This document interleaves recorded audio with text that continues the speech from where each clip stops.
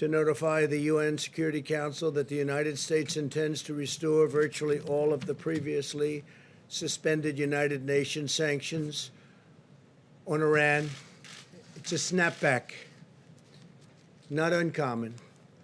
2 years ago, I withdrew the United States from the disastrous Iran nuclear deal, which was a product of the Obama-Biden foreign policy failure, a failure like few people have seen in terms of the amount of money we paid for absolutely nothing and a short-term deal.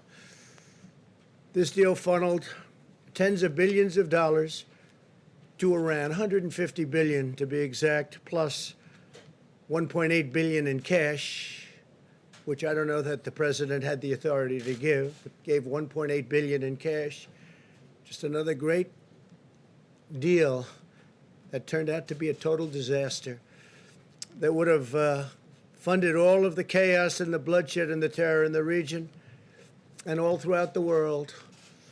And I won't say anything because I don't like saying it, but Iran doesn't have so much money to give to the world anymore, to the terrorists, to give to Al-Qaeda and various other groups of people that they were funding. They have to keep their own regime together, and it's not easy for them. And if and when I win the election, within the first month, Iran will come to us, and they are going to be asking for a deal so quickly because they are doing very poorly. But that deal was a disaster. $150 billion, $1.8 billion in cash. And we got nothing except a short-term little deal. A short-term, expiring, starting to expire already. It's terminated, but it would have, if we didn't terminate it, start to expire very shortly. A good deal was the deal we made with UAE and Israel. And by the way, other countries, I will tell you now, want to come into that deal. Countries that you wouldn't even believe want to come into that deal. And all of a sudden, you're going to have peace in the Middle East. And you couldn't have done it with this ridiculous Iran nuclear deal, as they call it, that President Obama made, along with Sleepy Joe Biden. I imposed the toughest ever sanctions on Iran. And this has caused great difficulty for them, giving money to terrorist organizations. And if they do, they'll have hell to pay. Earlier this year, I ordered the strike that took out the world's #1 terrorist, Qasem Soleimani, in addition to previously terminating leader and founder of ISIS, Abu Bakr al-Baghdadi, the two leading terrorists by far in the world. The founder of ISIS, nobody even talks about that. And we also defeated, we now have 100% of the ISIS caliphate in Syria. When I took over, it was a mess. It was a total mess. They were all over the place. My administration will not allow this Iran nuclear situation to go on. They will never have a nuclear weapon. Iran will never have, mark it down, Iran will never have a nuclear weapon. When the United States entered into the Iran deal, it was clear that the United States would always have the right to restore the UN sanctions that will prevent Iran from developing a nuclear weapon. We paid a fortune for a failed concept and a failed policy, a policy that would have made it impossible to have peace in the Middle East. Here at home, through Operation Legend, we are confronting the wave of crime in Democrat-run American cities. That's absolutely shocking. When you look at Portland or New York, San Francisco, Seattle, Chicago, sometimes Los Angeles, Democrat-run cities, they're a mess because they don't get it. Either they don't get it or there's something that nobody else understands. We've deployed more than 1,000 additional federal agents to help these Democrat-run disasters. We just have done this. We have to give them a hand. And we can stop it immediately, like Portland would be so easy to stop. We'd stop it immediately. We only sent in some Homeland people who are great, by the way, to save the courthouse because it would have been blown up or burned down, and they did that very easily. But if we were called upon, we would send in, whether it's Homeland, whether it's FBI, whether it's just law enforcement, and we'd send them in quickly. We would eradicate it just like happened in Minneapolis. As soon as they were called in, they should have been called in a lot sooner. You would have had far less damage. Today we announced that Operation Legend has successfully resulted in nearly 1,500 arrests already. Bad ones, really bad people.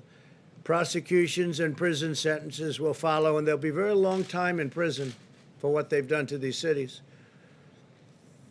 Most cities are well run, most of the nation is well run, and the areas that we're talking about are all, in all cases, run by Democrats, usually radical left-leaning Democrats, like in New York or in Portland. We've made arrests in Kansas City, Chicago, Cleveland, Detroit, Milwaukee, St. Louis, Memphis, and Albuquerque for many violent crimes, including gun crimes, arson, and 91 murders. We're also using the full power of the federal government to defeat, as you know, the China virus. New cases have declined in 80% of the jurisdictions in the past week. 80%. New Zealand, by the way, had a big outbreak. And other countries that were held up to try and make us look not as good as we should look, because we've done an incredible job, but they're having a lot of outbreaks, but they'll be able to put them out, and we put them out. The hospitalization rate has fallen in our country, 54% since its peak in April, 54%. Older Americans are still the most vulnerable to the virus. 92% of deaths have occurred among those 55 and older. Only 2.7% of deaths have occurred among those 44 years. Think of that, 44 years and younger. So 44 years old and younger, only 2.7% of deaths have occurred. And many of those people had pre-existing conditions, they had problems, heart, diabetes, and other problems, but many of those. So think of that, only 2.7% under 44 years of age. Excess mortality in Europe this year is 33% higher than the United States, evidence that the tragic cost of this virus is higher in other Western nations. South Korea, you've been reading about South Korea doing well. Well, they just had a very big breakout, but they'll be able to solve the problem. We must all remain vigilant and continue to exercise extreme caution around those at highest risk. As we know, multiple colleges and universities announced that they would suspend in-person teaching. Now, we have learned one thing. There's nothing like campus. There's nothing like being with the teacher as opposed to being on a computer board. It's been proven a lot better. It's a lot better. The iPads are wonderful, but you're not going to learn the same way you do by being there. So nevertheless, certain colleges and universities have announced that they would suspend the in-person teaching. For older people and individuals with underlying conditions, the China virus is very dangerous, but for university students, the likelihood of severe illness is less than or equal to the risk of a seasonal flu. And the seasonal flu happens and comes and it goes, and it can be very bad, but people don't talk about it in the same way, and they shouldn't. But if you look at that, the odds are less than or equal to. Instead of saving lives, the decision to close universities could cost lives. It is significantly safer for students to live with other young people than to go home and spread the virus to older Americans. Makes sense? And the shutdown thing is causing tremendous depression for those places that are still shut down. You look at certain areas that, in all cases, Democrat-run, still shut down, and the numbers there aren't even good. but causing tremendous depression, suicide, drugs, alcohol, abuse. A lot of problems are being caused. Probably far more, I would say, Scott, than is caused by the virus itself, now that we understand the virus. Colleges should take reasonable precautions. Students who feel sick should not attend class and should limit social interaction as they would for any other illness. And universities should implement measures to protect the high-risk students or professors and teachers. The ultimate goal of testing is to prevent transmission in high-risk settings and to prevent transmission, period, but especially in nursing homes and to care for the vulnerable and our elderly, which really fit into that definition of who is vulnerable. We have tremendous unused testing capacity in our country. We have a tremendous unused testing capacity. It's something that a lot of other nations are very impressed with, they tell us. In our path forward, we will continue to follow a science-based approach to protecting the high risk while enabling healthy Americans to safely go back to work and school. Our country will be open. Our country is getting open quickly. Our stock markets are almost back to where they were prior to the China virus disaster coming in. And I want to thank you all for being here, and we'll take some questions. Yeah, please. During the pandemic, the QAnon movement appears to be gaining a lot of followers. Can you talk about what you think about that and what you have to say to people who are following this movement right now? Well, I don't know much about the movement other than I understand they like me very much, which I appreciate. But I don't know much about the movement. I have heard that it is gaining in popularity, and from what I've heard, these are people that when they watch the streets of Portland, when they watch what happened in New York City in just the last 6 or 7 months, but this was starting even 4 years ago when I came here, almost 4 years, can you believe it? These are people that don't like seeing what's going on in places like Portland and places like Chicago and New York and other cities and states. And I've heard these are people that love our country and they just don't like seeing it. So I don't know really anything about it other than they do supposedly like me, and they also would like to see problems in these areas, like especially the areas that we're talking about, go away, because there's no reason the Democrats can't run a city. And if they can't, we will send in all of the federal, whether it's troops or law enforcement, whatever they'd like. We'll send them in, we'll straighten out their problem in 24 hours or less, okay? Well, at the crux of the theory is this belief that you are secretly saving the world from this satanic cult of pedophiles and cannibals. Does that sound like something you are behind? Or well, I haven't heard that, but is that supposed to be a bad thing or a good thing? I mean, you know, if I can help save the world from problems, I'm willing to do it. I'm willing to put myself out there. And we are, actually. We're saving the world from a radical left philosophy that will destroy this country. And when this country is gone, the rest of the world would follow. The rest of the world would follow. That's the importance of this country. And when you look at some of the things that these people are saying with defund the police and no borders, open borders, everybody just pour right into our country. No testing, no nothing. You know, you talk about testing, no testing. Mexico, as you know, has a very high rate of infection. The wall is now going to be next week 300 miles long. Our numbers are extraordinary on the border. Had that, and this is through luck, perhaps, more than talent, although the talent is getting it built when one party refuses to allow it. You don't hear talk about the wall anymore. But I will say this, we need strength in our country, not weakness. Too much weakness. Yes, John.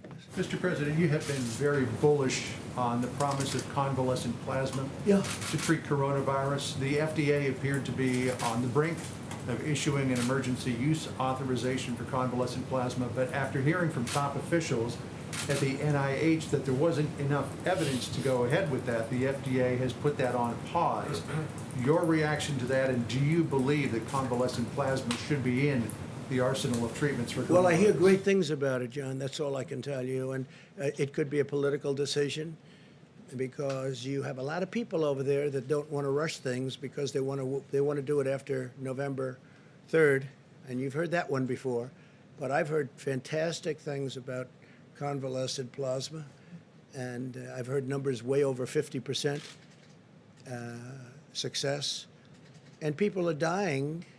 And we should have it approved if it's good. And I'm hearing it's good. I heard from people at the FDA that it's good. So we'll see. I'm going to check that right after this conference. My understanding that the White House will encourage the NIH and the FDA to get this out there as quickly as Well, possible. the numbers are as good as I'm hearing. I mean, I'm hearing over 50%, and that's very good. And we've approved certain things that are at 31%, and that's okay too. That's not bad, and it's really had a tremendous impact. No, I have, you're telling me something right now that surprises me, but we'll check it out right after this. Concerned about a delay? I don't want delays. I don't want people dying. I don't want people dying. Yeah, please go ahead. Mr. President, I want to ask you about your tweet earlier today on Goodyear. It was essentially calling for a boycott on Goodyear tires. Do you want the federal government to stop buying and using Goodyear product as well? And is there Well, anything? I'm not happy with Goodyear because what they're doing is playing politics. And the funny thing is the people that work for Goodyear, I can guarantee you, I poll very well with all of those great workers in Goodyear. And when they say that you can't have Blue Lives Matter, you can't show a blue line, you can't wear a MAGA hat, but you can have other things that are Marxist in nature, there's something wrong with the top of Goodyear. And what the radical left does is they make it impossible for people to do business if they're Republican or if they're conservative. They put out all sorts of effort, don't shop there. They do vicious things, not so different than what you saw on the streets of Portland 2 nights ago. Boycott do you envision? Oh, I don't know. That's up to people, but I wouldn't recommend it. If they want to hold political speech, if they want to let you not do what everybody's doing, if they want to wear a MAGA hat or if they want to wear a Blue Lives, you know what Blue Lives Matter, right? That's policemen and women. That's a terrible thing. That's a terrible thing. So they're using their power over these people, and these people want to wear whatever it is that we're talking about. You know that. And so I would be very much in favor if people don't want to buy there. And you know what? They'll be able to get a good job because we set a jobs record over the last quarter, as you know, the most jobs ever in the history of our country. You'll be able to get another good jobs. I think it's disgraceful that they did this. Please, go ahead. Yes, Mr. President, you've said that the arrest of Jimmy Lai in Hong Kong is, quote, a terrible thing. Do you have a message for Jimmy Lai? Has your administration spoken directly with him? Is your State Department working for his release? Well, I send him best wishes. I hear he's a wonderful gentleman. He's certainly a brave man, and I send him best wishes. With that being said, because of that and obviously what happened in Hong Kong, we've taken all of the vast amounts of money that we used to subsidize Hong Kong. We essentially subsidized Hong Kong by giving them all sorts of incentives. And that's what made Hong Kong, the exchange and business in Hong Kong, successful. I've taken it all back. That means that the United States is going to do a lot more business. You know, we really gave them tremendous incentive and subsidy in order that they be successful for freedom. But now that the freedom obviously seems to have been taken away, we will keep all of the incentives that we were giving them, which is billions and billions of dollars, and all of that business will come into our country, including the New York Stock Exchange and NASDAQ, and it'll all come here. But I feel badly for him because I hear he's a good person. I don't know him, but I hear he's a good person, obviously a very brave person. Did you have something? Go ahead. Please. Yes, sir. Thank you, Mr. President. With the Iraqi Prime Minister coming in tomorrow, what about Say this? it. The Iraqi Prime Minister is coming in tomorrow to meet with you, and how do you feel about this notion that Iraq can once again become the buffer between Iranian influence and Russian influence in the Middle East? Do you feel that under this Prime Minister that that's possible once again? What are your thoughts Well, on this it? is a man that I get along with very well. We're largely out of Iraq. We're down to very few soldiers. I said we're getting out of these endless wars, these ridiculous, endless wars. We should have never been there in the first place. I think it was the worst decision made in the history of our country. Should have never been there. In the Middle East, we should have never been. But we're getting out rapidly out of, over the course of 3 years. And getting out, it's very sticky getting out. And some people agree, and many people don't agree. But I think most people very much agree. We're doing very well in our negotiations with Afghanistan. We're getting out. We're down to a much smaller number of people left there. And, I greet men and women coming home and coming home after they've been hit. I've also greeted many at Dover, greeted many bodies coming back in. And we've been there 19 years, and we're basically policemen. We're acting as police as opposed to soldiers. And they're going to have to police their own states. And they've been doing that for thousands of years. But it's time after 19 years that our soldiers come home. They've done an incredible job, but they're not allowed to fight to win, and maybe they shouldn't be, because a lot of the people, it's not their fault. But with the Taliban and with going to Iraq again, we're down in Afghanistan, very low numbers, and that'll be taking place. And I let them know, do anything and you'll be hit like you've never been hit before. So we're doing very well. Syria, the same thing. Remember when I took all of the soldiers off of the border between Syria and Turkey, right? And everybody said, oh, that was 2 years ago. It was a long time ago. They said, oh, this is terrible, terrible, terrible. We're going to leave. Why do we have our soldiers between Syria and Turkey? Turkey can definitely take care of itself. I have a very good relationship with President Erdogan, and Syria has been fighting forever. And I say, why are we guarding their border? And I brought our soldiers back home. I got them out, and guess what? Nothing's happened. They've been fighting like they have been for 1,000 years, okay? Nothing's happened. And nobody mentions that. Everybody said, this is going to be a disaster. There's no disaster. Nothing's happened. And so we're getting out of the endless wars, and we are building a military the likes of which the world has never seen. $2.5 trillion we've spent, and we hopefully don't ever have to use it. But we want to focus on a much bigger picture, because we have a much bigger picture. It's when you look at what China's doing, when you look at what Russia's doing, when you look at what some other countries are doing, we want to be ready just in case there is a catastrophe. We don't want to see that. We don't want to ever use it. We've rebuilt our military, new missiles, new rockets, and new tanks, and new everything, $2.5 trillion, all made in the USA. And we've upgraded incredibly our nuclear capability, and some of our nuclear needed nourishment. It needed new strength, and we've upgraded it very, very significantly. I mean, to a level that nobody would even believe. And hopefully we don't. You pray to God we never have to use it, okay? But we've never been in a position where we've been this strong. Please. Mr. President, thank you so much. I wanted to ask you about the Middle East. I have a couple questions. You mentioned that other countries are interested in following suit Yes, after the having to do with Emiratis. UAE and Israel. Exactly. So Correct. do you expect that Saudi Arabia will join? And I do. yes. And also the Emiratis have expressed interest in the F-35. Do you think that that should be something that they could look forward to in the future? Is there some sort of time delay? I think, look, they've definitely got the money to pay for it. You know, it's nice because usually a lot of times we make deals, they don't have 10 cents, these countries we deal with. We give it to them like, how about paying us back later? But they never pay because they don't have the money. No, they have the money, and they would like to order quite a few F-35s. It's the greatest fighter jet in the world, as you know, by far. Stealth. Totally stealth. You can't see it. Makes it very difficult. I was asking a pilot, what do you think is better? This one, that one? Talking about Russian planes, Chinese planes. He said, well, the advantage we have is you can't see it. So when we're fighting, they can't see us. I said, that sounds like a really big advantage to me.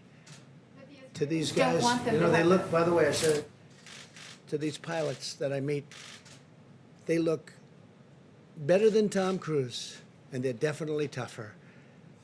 And he's a nice guy. But these people are amazing, and I speak to them a lot about it. What do you think? You know, as I go around to the various places, I saved the big one in Florida as an example. That was a big one, knocked down pretty much by the hurricane.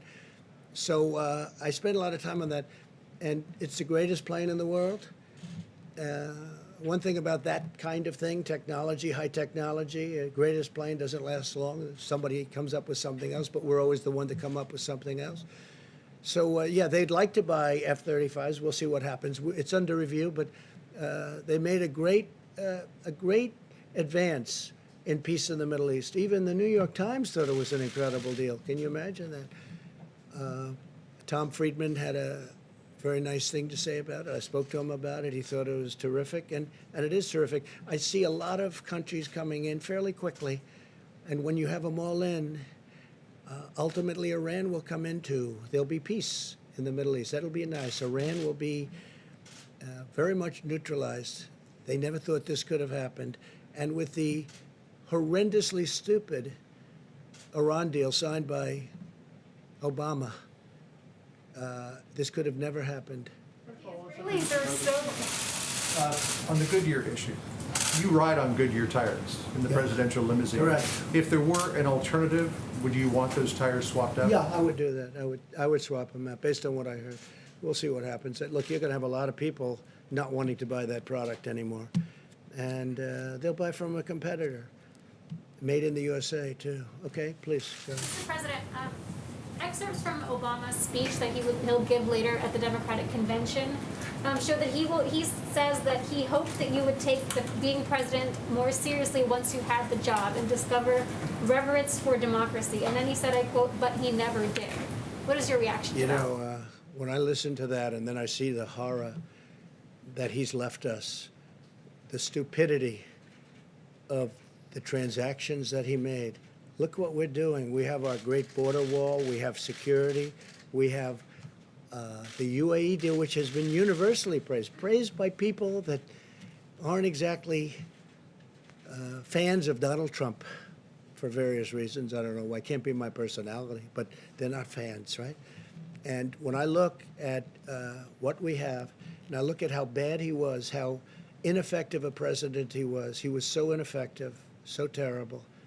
Slowest growing recovery in the history, I guess, since 1929 on the economy. Don't forget, until the China virus came in, we had the greatest economy in the history of the world. And now we're doing it again. I'm going to have to do it a second time. We're doing it again.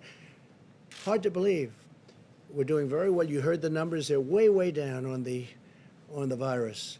But when you look at the kind of numbers that we're producing on the stock markets, we're almost at the level. In fact, NASDAQ and S&P are higher than they were at their highest point prior to the China virus coming and the plague coming in. Now, President Obama did not do a good job. And the reason I'm here is because of President Obama and Joe Biden. Because if they did a good job, I wouldn't be here. And probably if they did a good job, I wouldn't have even run. I would have been very happy. I enjoyed my previous life very much. But they did such a bad job that I stand before you as president. Thank you all very much. Thank you. Mr. President, don't you have any regret for the 170,000 dead